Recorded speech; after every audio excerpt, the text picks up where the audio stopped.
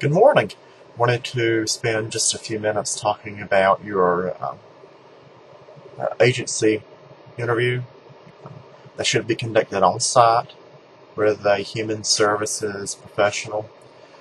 Just wanted to run through a couple of common questions and encourage everybody to place some serious thought into the process and some of those unspoken rules that we need to be aware of. Again, the intent is for you to interview a current human services professional or to learn about specifically their human services agency. One of the first questions that many students ask is, can I conduct this interview in my current place of employment? I usually say no, just because I want us to all take a chance and become familiar with a location that we don't know about already for this to be a new experience. So that's pretty important. There are always exclusions and option B's. If you find yourself in a particular situation, please let me know. I also ask students to email me their chosen location in advance so I can improve that location.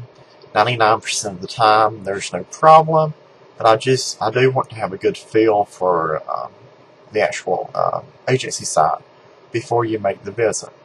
If you haven't already done so, please make sure that you have your site identified, email me for approval, and you should be good to go.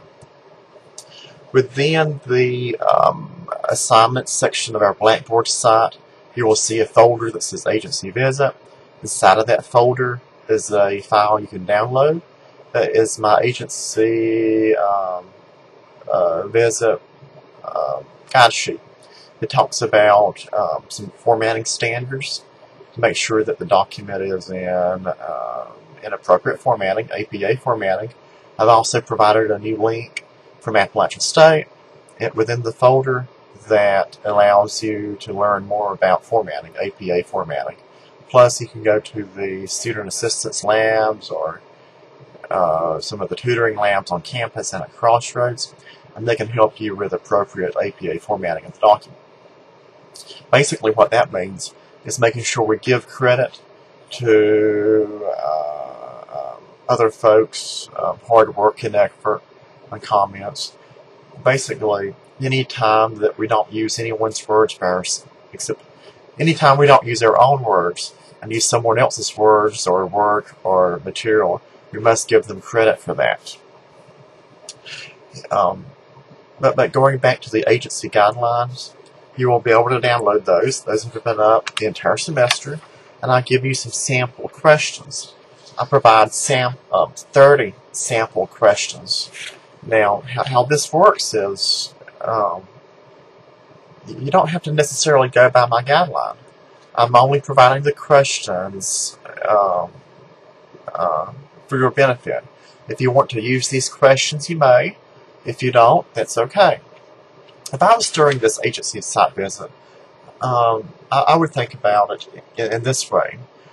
Pick an agency that you might be interested in visiting that isn't necessarily the easiest one, but the one that is most interesting to you, that piques your interest, that preferably may be the same type of agency that you want to work in the future, or works with a type of population that you currently want to work with, or may want to work with in the future.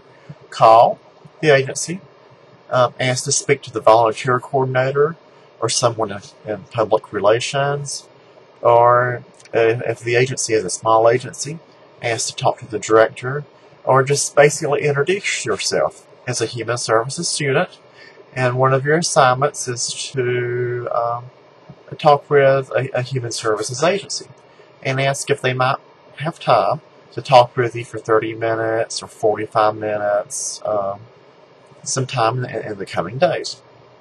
Most agencies are more than willing to say yes and actually enjoy talking with students and enjoy talking about their agencies themselves. Then go out and make the visit and make sure you go on the appropriate date that you set up, and present yourself in a professional manner. Make sure that you're dressed appropriately. Keep in mind that these folks are giving you their time, and time is a very, very appropriate and important gift for all of us. So we need to make sure that we're prepared. Feel free to go in with the questions that I've provided, with a notebook, and make some notes about your conversation. Go in and introduce yourself. Tell the person a little bit about yourself, about the class you're taking, and that this is a course assignment.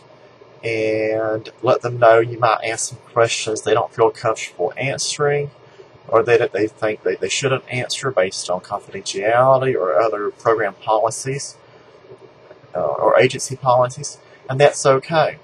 Again, the intent is not to have complete answers for every question. I would limit myself to 30 to 45 minutes, not longer than that. And certainly express your appreciation and thanks after the appointment is over, and offer to send them a copy of your report afterwards if you were not to do that.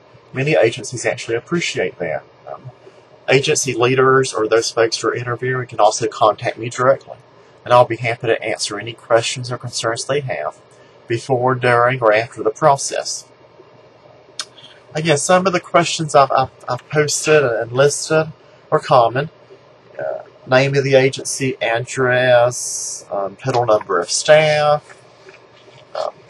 Some of the questions, though, I've noticed through time, many agencies are more comfortable answering than others. If you feel a sense of being the person being interviewed, feeling a bit uncomfortable, that's okay. Just get the question and again move on. The whole purpose of this exercise is to help you identify human service agencies out there. And if you have problems identifying agencies, most of us don't, but if you do, please let me know individually, and I will help you identify agencies that might be a good fit for you. I would rather do that individually with each student as opposed to just listing a broad list of possible agencies and folks just randomly picking. Also keep in mind that many of our students end up, this is very helpful for them when they end up attempting to identify their internship locations. That you will actually have some contacts in the field, and who knows, you might be interested in conducting your internship where you conducted your interview, or you may not, and that's okay with no problems at all. Again, please don't wait till the last minute to complete this. Waiting till the last minute to complete the actual interview, and then waiting until the night before to write up your responses, generally is not a good idea. Students' responses can take hold in a variety of ways. You can paraphrase your responses in paragraph form. I prefer that. And just give me a general idea of your experience and what you learned. Some students actually take pretty detailed notes and are able to give me a narrative. I don't necessarily prefer that as much in terms of a word-by-word narrative. That's question and answer format. But if you can give me a general idea of some of the responses of the interviewer and the interviewee, what you learned, things you were surprised about, things that you were not surprised about, and so forth, I think you will have a valuable experience. Again, if you have questions, please let me know.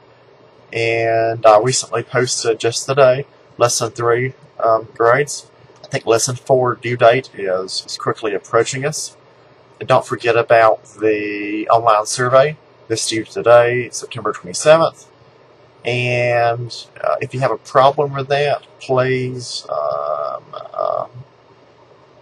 try again. I may give you a grace period until Wednesday, the 29th, to complete that. Also keep in mind, but please check the announcements page and your email for the meeting dates, the optional meeting dates. We will be meeting either at Crossroads in Galax or on main campus in terms of a get to know each other session. Again, this is optional, and no one will be penalized not for attending. Hope everybody had a good weekend. Hopefully fall weather is beginning to come down on us in the mountains. And take care. Bye.